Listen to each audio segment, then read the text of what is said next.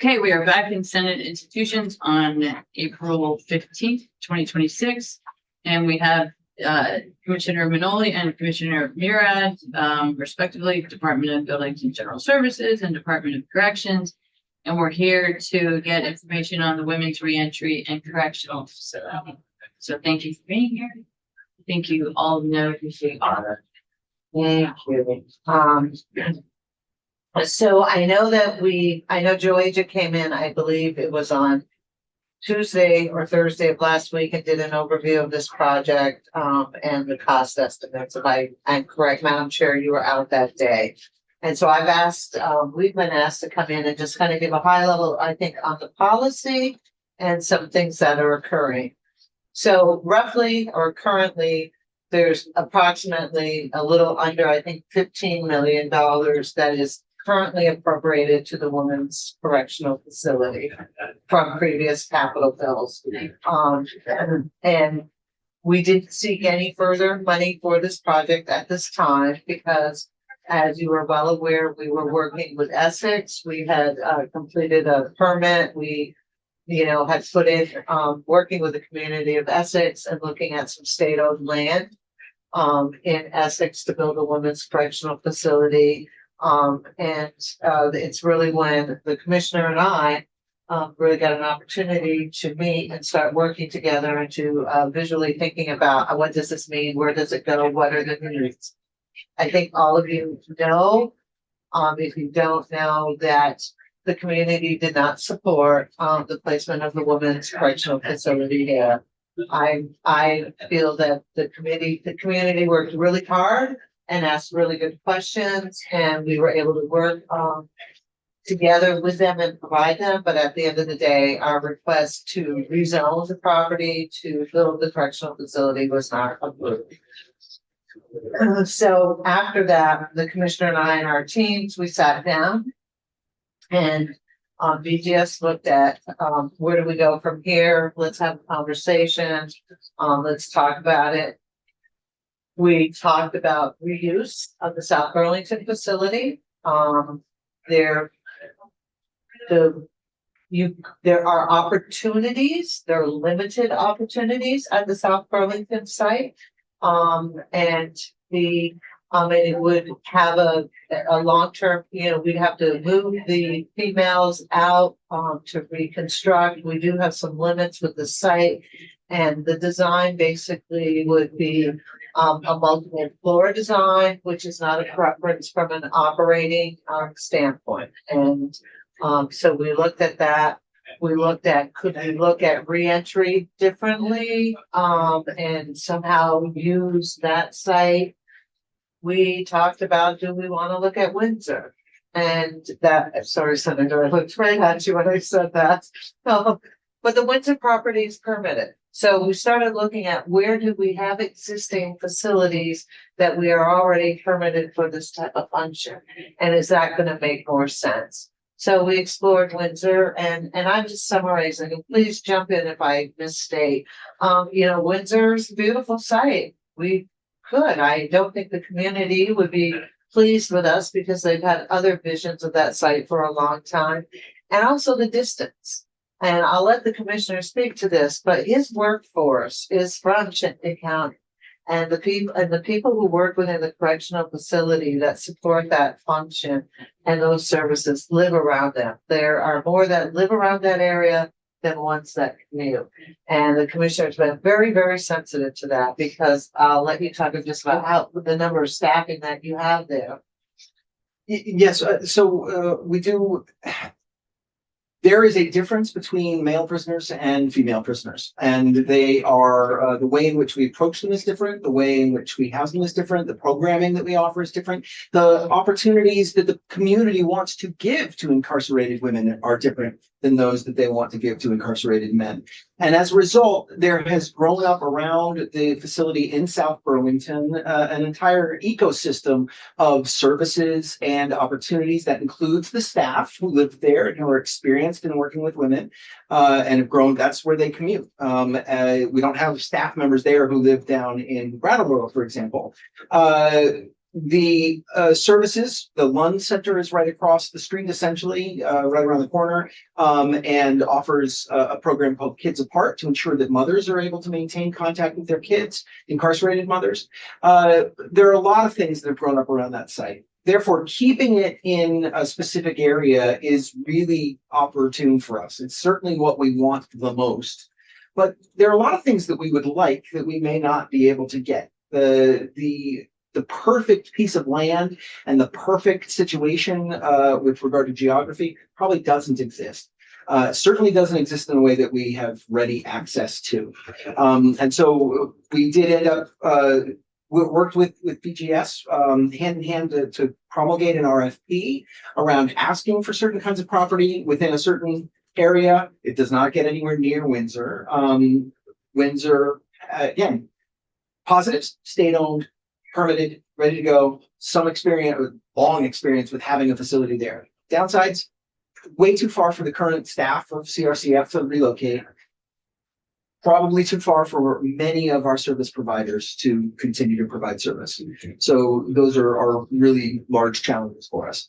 The RFP instead looks at essentially from Middlesex up until up through Milton, essentially on the on 89, and then essentially from Charlottish up through Milton on 7, and says, what can we find? You know, is there anybody who wants to give us or wants to offer property for sale in this area?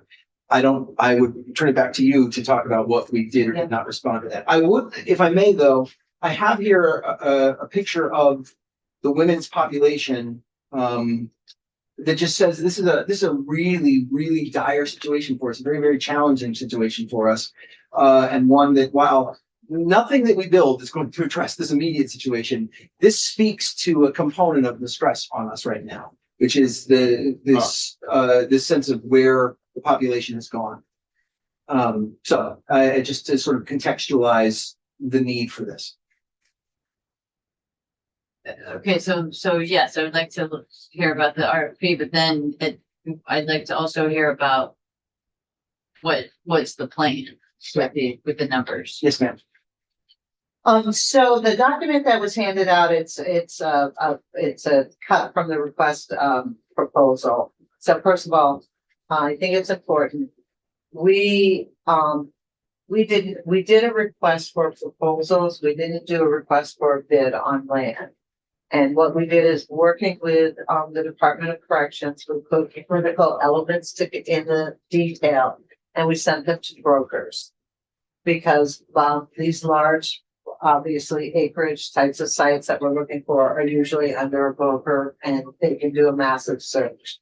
So you can see the document that I handed out, just really quickly, minimum of 20 acres, talks about municipal water services, power, internet. It's the site must be gained from a paved city or town highway. That's preference. Here are the exits that the commissioner was talking about. And the location needs to be near public access. I think all of you, and employment opportunities. And this is really part of the reentry program that's very critical, I think, to the vision of what corrections is trying to provide here. Then, you know, it's pretty generic. And then what we received is from brokers, we received one bid. And I do know within that one bid, there are 2 properties. We now do an evaluation criteria, which aligns with this. And we look at and some other criterias. We have not completed that task. We're almost done. And we will sit with corrections and review the 2 options. I don't know. I don't look at the bids because of being commissioner. I don't know if they both comply. I don't know if one does, if neither do. I just know that evaluation is occurring. So hopefully they didn't submit something that doesn't meet our minimum, because these are really our minimum criteria. If the sites are not suitable, one of the things I'll just say to the committee is we do have some strategic conversations occurring. I think we're starting on Friday this week. The commissioner and I with our deputy secretaries to talk about what if this doesn't work? What are other things? How are we looking at it? I think, because there's a host of things. I think planning, I think we're doing good planning. We're trying to find the right location. I think the scope of the project and the desire and the vision, that's all there. It's finding a community who wants to support us, who wants to host us, and it's finding the appropriate property that we can build on. But in the meantime, I think the commissioner, I'm gonna give him the role into this. The commissioner is, what do I do in the interim? What are we looking at in the interim and how do we do it? And we are, we will be talking about, are there some improvements at the existing facility that we need to make? And, and what would that look like to keep it? We should not let a building, because we think we're replacing it, continue to deteriorate. And that really, that concerns me. So that is one of my priorities, but I also have to see what is the need, what is the money, and where does it come from? It is a deteriorating building. It's a building that we have deferred major maintenance on owing to the belief that another one was coming. And that's not to say that we've been, I think, certainly BGS is responsive. We've made changes that were mandated by ADA compliance. And so we don't want anyone in our custody to be unsafe in a facility owing to its infrastructure. But are there things that we maybe could have done or even should have done in the past several years? Had we known that this process would be only at the stage that it's at right now? Yes, there are. And we did not do those. And so we need to decide now to do them really, even though hopefully we're even closer to the end than we were when we decided not to do them in the first place. But we really cannot put some of these things off. And that includes some restructuring inside in order to try to increase the number of general population beds slightly. We are currently using the gymnasium because of the degree of overflow that we have, over capacity. Can we segregate, can we section that in some way to make part of it general population housing, part of it still function as a gym so that we can perform the task that it's designed to perform? Those are open questions for us. Are there ways to move women out of that facility into other locations that we already have? Also open questions. But we certainly, the document that I shared speaks not to the problem. It speaks to the generalized need for a new facility, but what it really speaks to is the need for some more immediate remediation. Right. And the Well, difficult- I'm sorry, go ahead. And I think, I will express, and I may have shared this, I'm not sure. Even if we were to buy the land today, I think you all have a really good understanding of how long planning takes. 3 to 5. And with this, it could be a little bit longer because of the permitting, right? So, let's just say 5 years out. We have to find, you've got to continue to find the money, but we still have a facility that these women are housed in. And we're talking about some other things. So I have had some concern. I don't know what the cost of, what's the appropriate thing to do with the existing building to keep it at a minimum, and how do we pay for that? And I can't give you a cost estimate today. But I think that if you are looking at money or looking at some of that money within that, giving us the ability to use some of that money for those improvements would be extremely beneficial. That's It's your pitch. well, I think it's a reality. Pitch. It's truly a reality. Thank you, Madam Chair. After touring the facility, it was disheartening, and I'm being kind when I say it, and I understand. I completely understand the process. I thought, SS would come on board. So I understand that as well. And I am committed to giving some dollars to making sure that this, because it's borderline on human rights situation at this point. And then I see the last number I had was 156, and I know that's it, but that, and now I see it's at 185. It's even more than, and so I'm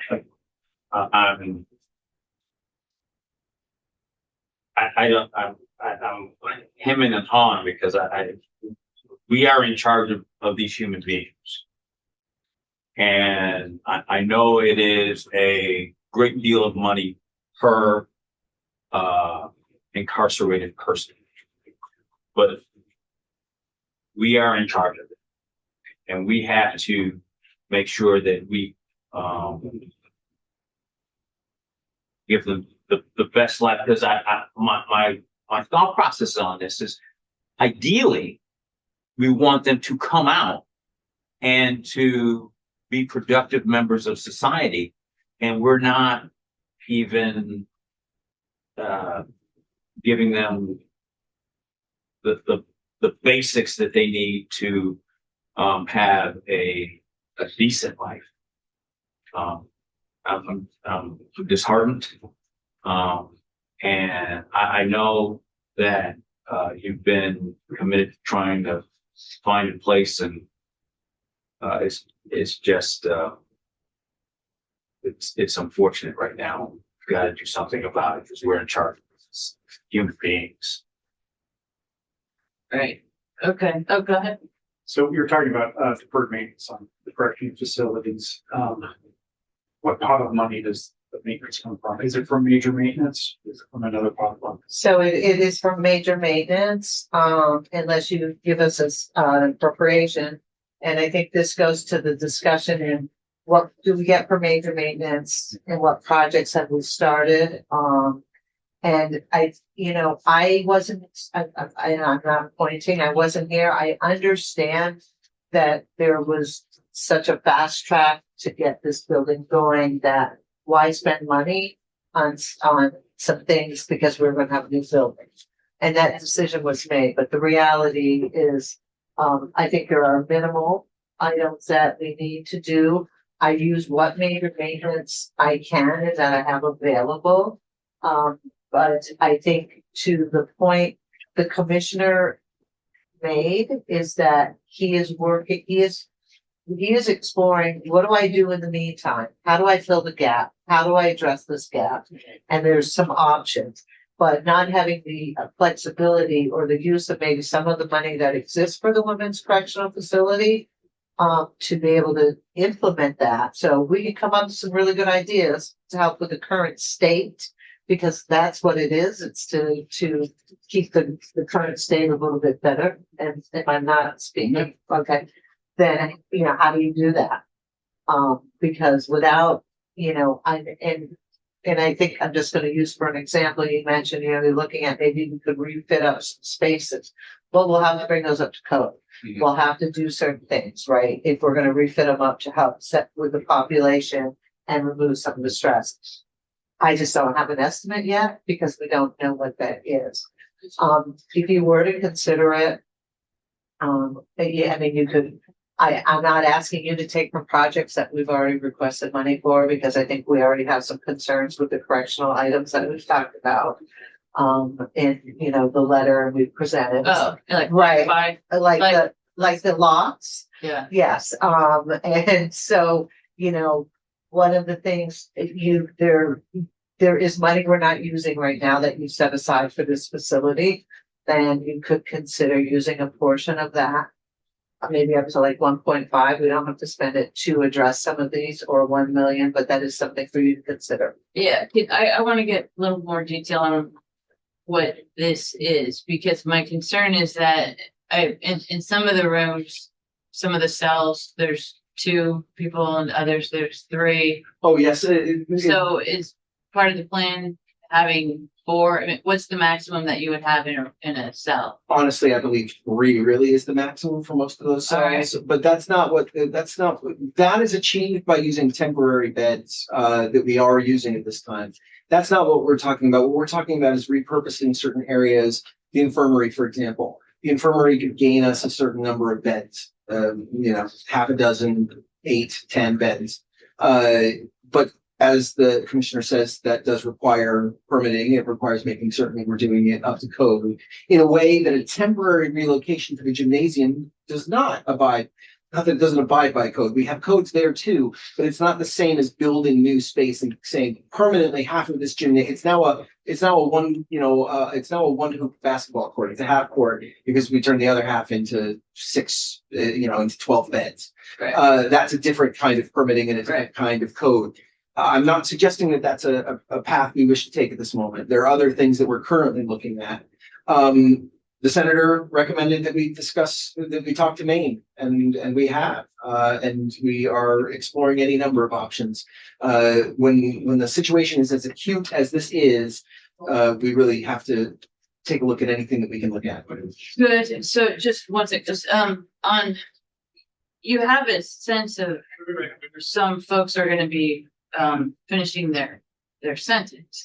Yes. So do you have projections of what the population will be? Yes, not on this chart, obviously. We've done sort of to use the meteorological term, a cone of uncertainty out from the current population, and it's quite wide. It's a wide mouth cone, and the reason it is that what we do not know right now is whether or not the patterns we have seen over the past 2 years with regard to detainees are going to be continued. We currently have our population at CRCF is 50-50 detained and sentenced. That's really unprecedented for us. It's normally 25 to 30% detained and sometimes even lower. You'll see, the exodus that was created during the pandemic, and it was a purposeful one, but it wasn't one that was ultimately conducive to public safety, as the conditions of our community showed. That exodus was predominantly, certainly anybody detained was no longer detained, and sentenced people, we moved sentenced persons out too, probably earlier than they ought to have been under any other circumstance. We're not in a place to repeat that. And nor, I believe, is that, would that be compatible with the governor's stated goals around both accountability and community safety. Sure. So the cone of uncertainty is this new pattern of an increase in detainees, is that merely a function of the precipitous release of detainees at this stage, and then the backlog of courts, and now finally getting to, in general, women commit crimes that are, in triage sense, lesser than those of men. They don't involve violence as often. And as a result, their cases were disproportionately delayed in the court closures compared to male cases. I think that a component of what we're seeing is the fact that the women's cases took longer to be focused upon by the courts as the courts got back into gear. But then we said, oh, golly, in the meantime, you've also racked up multiple new offenses of the same type, still relatively low caliber in the sense of violence, but you're doing it a lot, and it's really causing havoc in our communities. And so we're going to detain more of you than we've ever detained. Is that going to change? It could. Might we see a good summer, as the rest of the nation's already seen over the last 2 years, in which crime really does decline in a noticeable, measurable way? We might. That could drive these population numbers down. It's not going to obviate the need for a new facility, but it might mean that whatever measures we take to try to give a release valve to this population are temporary.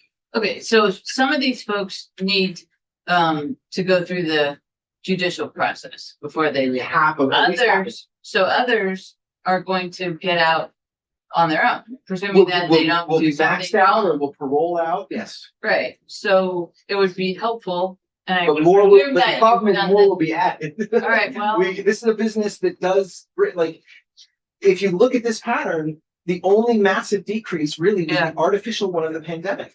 All of the measures that we've undertaken as a state with regard to, and for that, I would look at this side, the side of absolute Yeah. population. All the measures that we've undertaken as a state with regard to justice reinvested, with regard to different ideas, with regard to every statute increasingly saying things like, least restrictive method possible, has not changed the general line of what we have. We have a certain percentage of our population, small, thankfully, that commits crimes, and they don't go away. And the things that we try to do are effective once we intervene, but they don't necessarily prevent new people from coming up with these same criminogenic sort of factors, committing crimes again. I don't think that this is a business that we are going to be seeing less of. Okay. Are you considering, have you considered, will you consider having detainees at a different location? Yes, we are considering that. We're considering, and it wouldn't necessarily be only a split between detainees and sentenced persons. I mean, ultimately, we're going to treat the population something because sometimes you have detainees who are far more difficult to deal with than incarcerated individuals. And so we want to reserve the right to mix and match as necessary for the efficacy of the facility that we've worked with and the staff, the safety of the staff and the safety of the people in our custody. But yes, the bulk would probably be detainees in one spot and sentenced in another. Okay, so can you come back and talk to us before we finish the session on actual actionable plans? I believe that we'll be able to do that, yes. Okay, it's just. We got it. We're gonna have to- What are you? We're gonna have to what are address you it. Looking for, madam, what date, are you saying before you're done the capital bill? I'm gonna ask. No, because that's Friday. I mean, Yeah, I love it. no, gosh, no, that will not happen. I was- I took it near the end of the session, but Yeah. last year was June. I hope it's not that, I hope it's not so this year. Let's say But, May, let's say yes. mid-May, if you can. We're going to I'm have on- to, I believe we're gonna have to address this before then. Good, Not just telling you Okay, the plans to do so. I think we're gonna have to take steps to do so. good. All right, and so did you have? Yeah, well, I heard a couple of things. I mean, I heard you say we need to make some changes in the current facility to bridge the period between now and when hopefully the new prison is built. And then I heard kind of two sources of revenue that you might tap for that, or at least my interpretation of that. One was sort of tapping into the major maintenance line item in the capital bill. And I think I heard you say, which is not part of the capital bill, but tapping into the $15 million that's set aside for the new women's prison. So those are two very different kind of tracks. Yes. And in both cases, at this stage, you really haven't flushed out exactly what you want to do and what that may cost. Is that kind of? You're spot on, and so the major maintenance is used every day, and a great example is we just had to do some repairs to the drains and treat the drains, because we did not have a nice situation. There's some unpleasant things happening in our. There's some very unpleasant We know. things happening.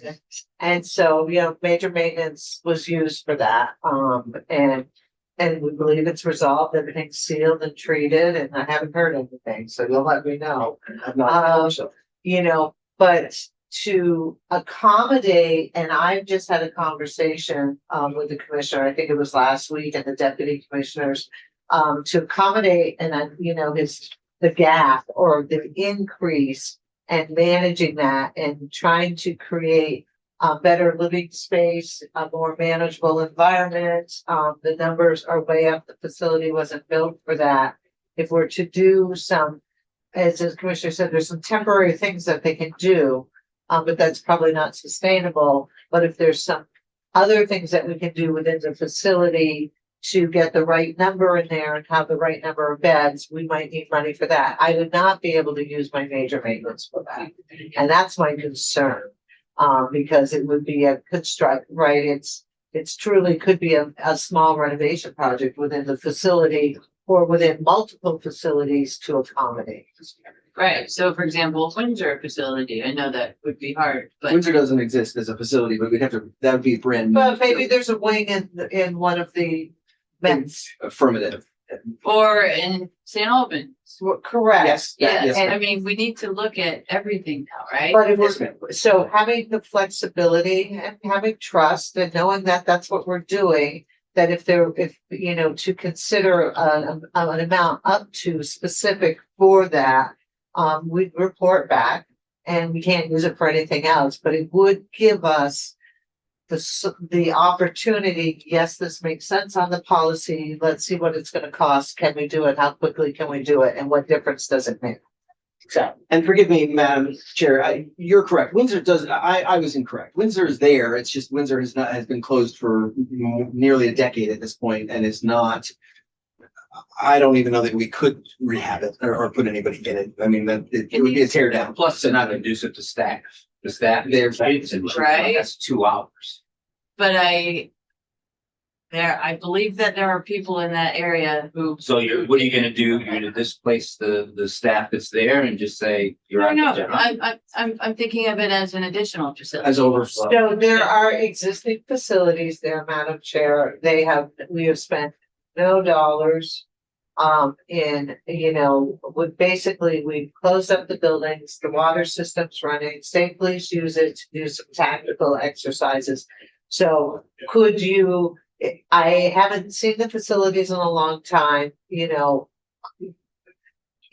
are there opportunities there? Yes. Would you be able to do a quick fix at Windsor, like in one of the facilities? I think it would be expensive, Madam Chair. That's just off the cuff of my abacus. But it would make sense for somebody to go there and look at it.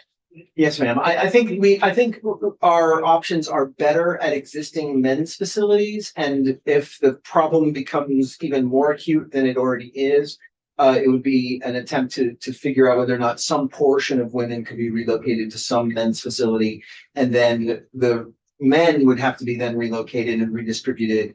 Our overcapacity issue with males is not as pronounced as our overcapacity issue with females, but it is there. We're not quite at 100% of maximum. We're well over 100% for Gen Pop. However, we could move, if we were to move 40 men out of one place and put 40 women there, those 40 men would not all be able to be absorbed within the state. We would then have to send more men out of state. It would also be an allocation.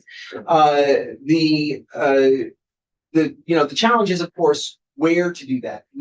Women and men must be separated by sight and sound, and therefore it's not as simple as even just saying a wing of a facility. It's more complicated. So it is a challenge. All right, so, and you're talking to Maine, or you have talked to Maine, or?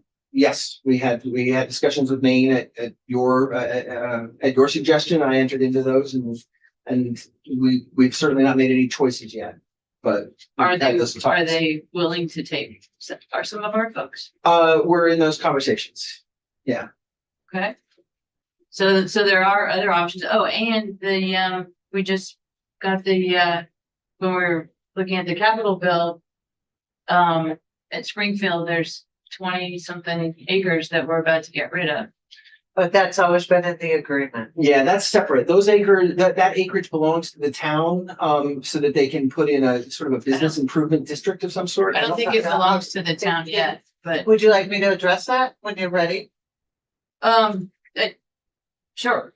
Well, I'll just say to the committee, so in 1999, when the state of Vermont entered into an agreement with the town of Springfield, this land was carved out for industrial development.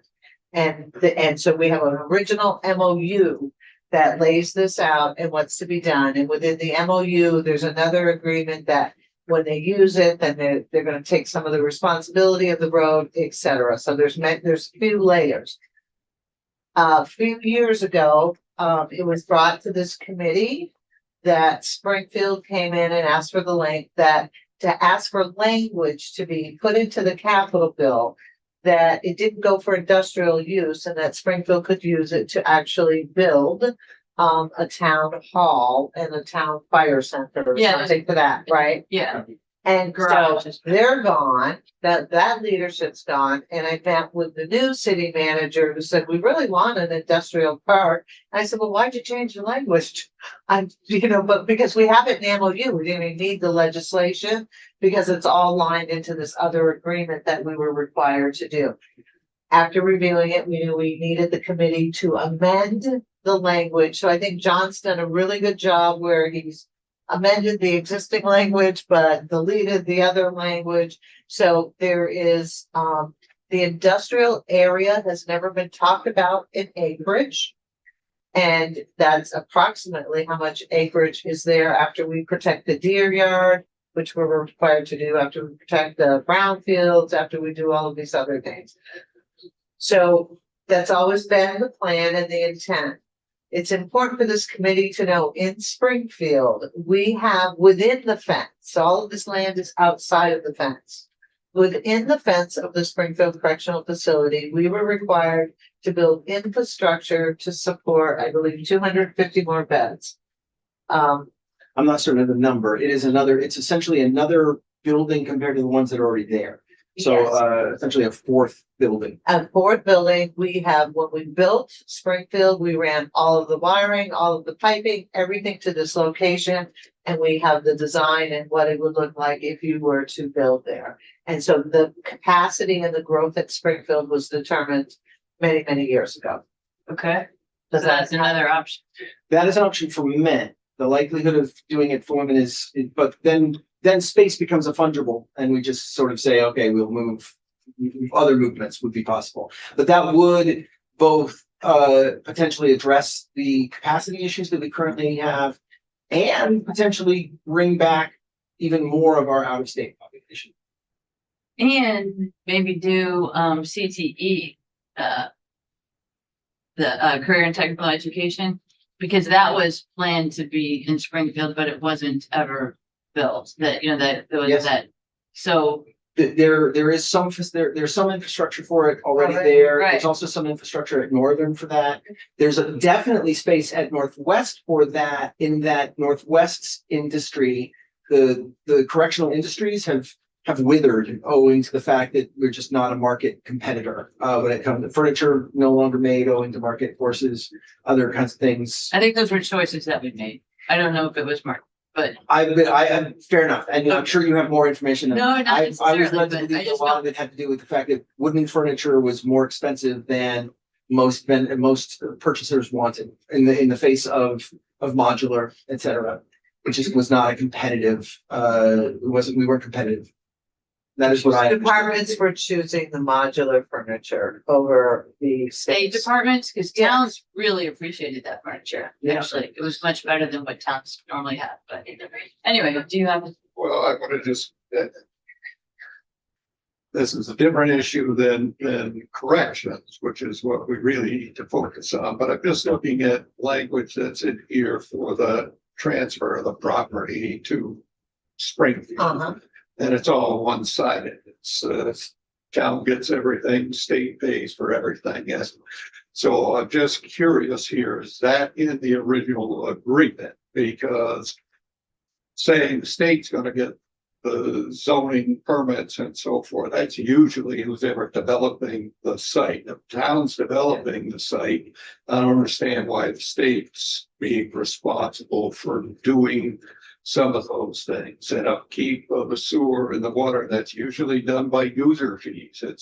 And so. Well, there's another agreement where if they So built I on there, just- we would go to the user fee, so I I'm just without, trying to understand what our Yeah. previous agreement is versus what's being said in this document. yeah, I'll be happy to get a copy for you and, you know, I think this agreement is a reflection of what communities are asking for as we look at building prisons, so, and I just, you know, because you did session law on the transfer of this land instead of having the state modify the MOU, we've now sort of added like another layer, but I'll share the original document, but that is the case, and then there's letters of agreement where. That's fine. I just wanted. But I to know want- Because so- it's pretty one-sided. So Senator, I will say in some cases, in placing a correctional facility, it is about providing services Yeah. and support to the community that is going to house it. That's And we'll talk more about that too, because we have a lot of other things to talk about in the Capitol bill that we don't have time to talk about now. Is it Thursday? Oh, Just feels like. it certainly does. All right, so we Hope have. we're helpful. No, this is good. We have 10 more minutes. So I just want to keep focusing on the women's facility Yeah. and that it's in dire straits. Yeah. I'm glad that you're gonna come back or hopefully actually implement something. I'm not sure what authority, by your own authority, perhaps you can implement something. We can, we just don't have the money. Correct. Internal Okay. movement is under our authority. Yeah. All right, And Well- other pieces are communicated with the governor, with the secretary and with the governor. And we make those in a joint sort of way. And that's why I am not giving you as many specifics as I might like them. We're still working through some of that. okay, so, and you said money is not under your authority, or that could be an issue for you. So right now, you're talking about the funding that you have in the existing budget, which is not our purview. No, well, it is. No, so- the exist, There is this the year's budget. budget that is being presented for FY 27 does not include Because these this all issues, just came because up. this is coming up. Right, These movements, if made, would ultimately, in all likelihood, require VAA. And we would be coming back for that in order to increase the out-of-state contract, in order to make certain kinds of infrastructure alterations, in order to incentivize, programmatic movement, whatever things end up happening. That would ultimately be part of a budget adjustment. It is not a component in the budget as presented. all right.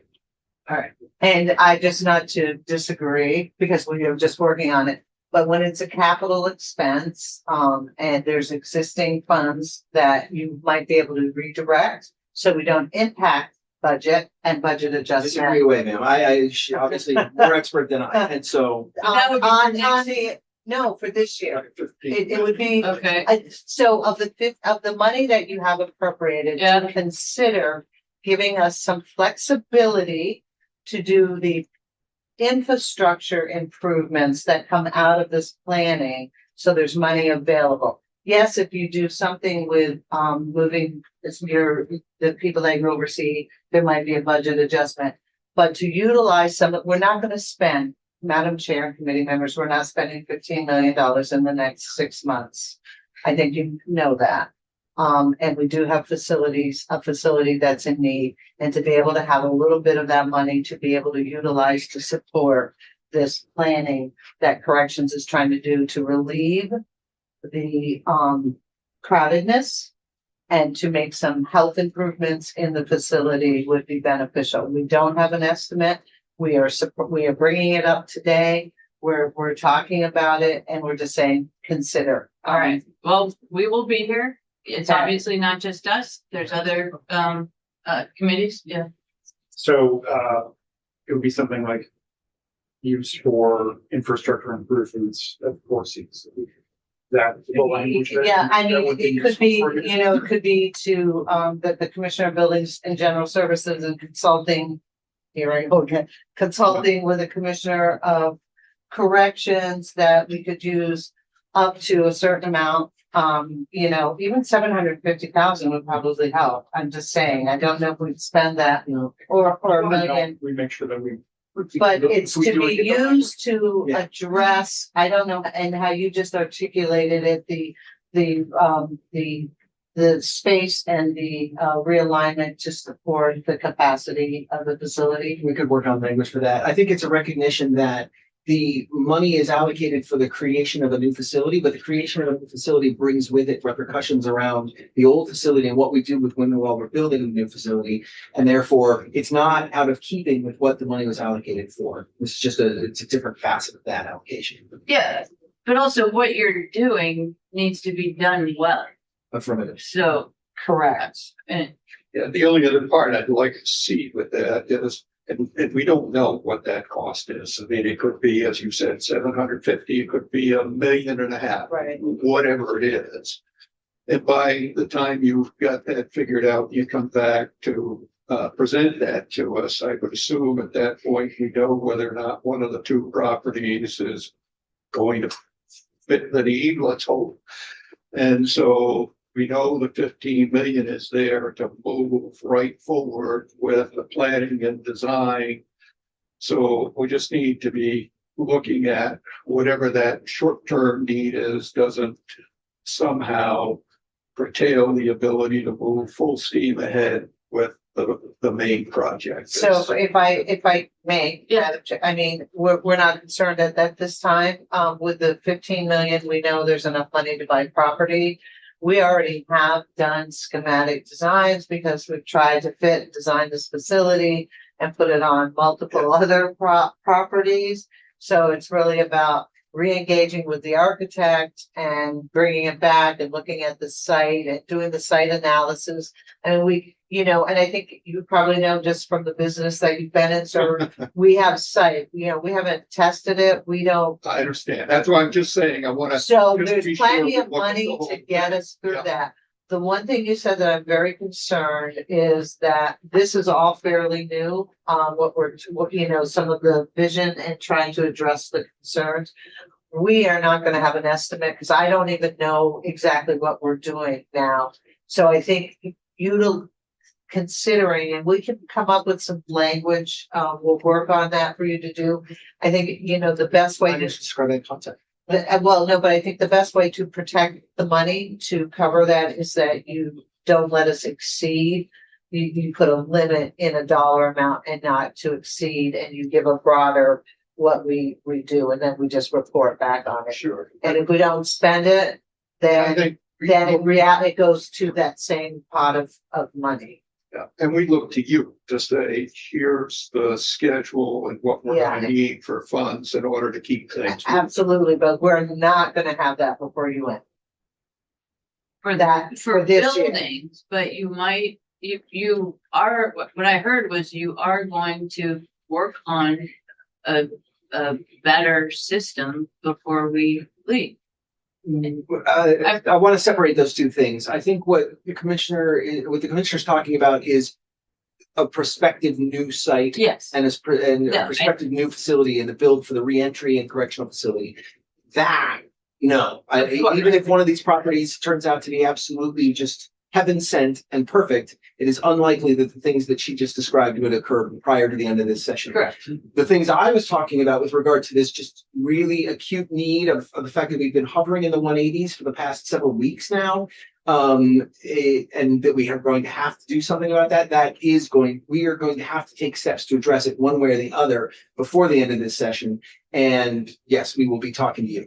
If there are financial implications to those methods of address, some may be a BAA and some may be able to be carved out of current allocations because it does fit in with the overall need for a new facility. Only with the approval of the house and only with the approval. I Yeah. did not mean to speak. And, for- no, of course, but, and multiple solutions too. It doesn't have to be one item, obviously, right? Right. We're going to be pursuing several addresses on the acute need. Yes, On the sort of bigger picture plan, as many as options as they're necessary once we figure out the properties.